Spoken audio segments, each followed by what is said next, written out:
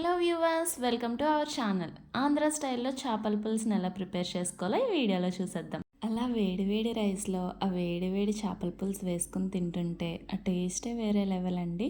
ముక్క కూడా చూసారా ఎంత మెత్తగా ఉడికిందో. ఆ రెండు అలా కలిపి తింటుంటే టేస్ట్ అయితే సూపర్ వచ్చిందండి. మీరు కూడా డెఫినెట్గా ట్రై చేయండి ఒకసారి. ఈ వీడియోని స్కిప్ చేయకుండా లాస్ట్ వరకు చూసండి. ముందుగా ఒక బౌల్ తీసుకుని అందులో శుభ్రం చేసుకున్న చేప ముక్కలు వేసుకుని 1 టేబుల్ స్పూన్ ఉప్పు, 1 టేబుల్ స్పూన్ కారం వేసి బాగా మిక్స్ చేయాలి. నేను ఇక్కడ చూపిస్తున్నాను కదండి, ఆ ఉప్పు కారం ఆ ముక్కలకి పట్టేలా ఎలా మిక్స్ చేయాలి అని.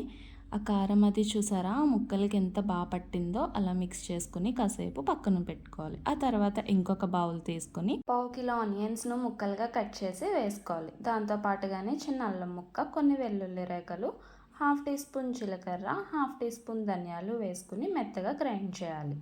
అది మెత్తగా గ్రైండ్ అయిన తర్వాత కాసేపు పక్కన పెట్టుకోవాలి. ఆ తర్వాత ఇంకొక బౌల్ తీసుకుని ఒక పెద్ద నిమ్మకాయ ఎంత సైజు ఉంటుందో అంత చింతపండుని నానబెట్టుకుని పక్కన ఉంచుకోవాలి.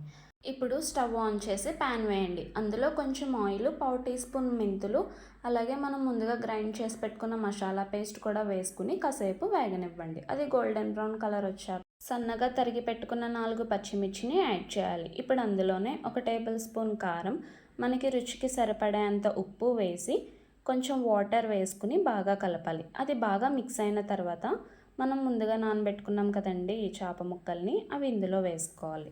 ఆ చేప ముక్కలు వేసాక గరిటె పెట్టకుండా ప్యాన్ని తిప్పుతూ కలుపుకోండి. ఆ గరిటె పెడితే చేప ముక్కలు అనేవి విడిపోతాయి కాబట్టి మ్యాక్సిమం పెట్టకుండా చూసుకోండి. కలపగలను అనుకుంటే పెట్టండి.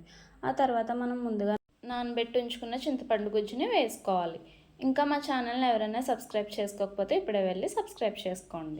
కావాల్సినన్ని వాటర్ వేసుకుని అందులోనే కొంచెం కొత్తిమీర, కొంచెం కరివేపాకు వేసుకుని మూత పెట్టేసుకోండి. అలా మూత పెడితేనే ఫిష్ అనేది బాగా కుక్ అవుతుంది. అందుకే మూత పెట్టేసుకుని ఒక 5 మినిట్స్ బాగా ఉడికించుకోవాలి. మీడియం ఫ్లేమ్లో పెట్టి మాత్రమే ఉడకనివ్వండి. ఎప్పుడు కూడా ఫ్రెష్గా తెచ్చుకున్న చేపల్ని యూజ్ చేయాలి. ఇప్పుడు ప్లేట్ తీసిన తర్వాత చూడండి, ఆ ఆయిల్ అనేది సెపరేట్ అయిపోయింది. అంటే ఎంత బాగా కుక్ అయిందో చూడండి.